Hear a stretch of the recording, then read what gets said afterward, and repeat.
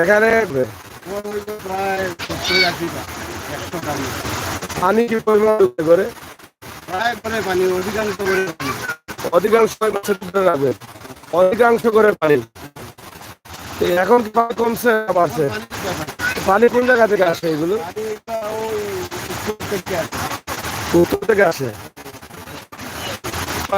যে হাওর যে পানিটা হচ্ছে পানি এবং পানির অবস্থা এবং পরিস্থিতি আমরা আপনাদের কাছে তুলে ধরছি। আশা করছি আপনারা যারা একদম ছাতক গভীর অবস্থা একদম চরম এখানে দেখেন অবস্থাটা।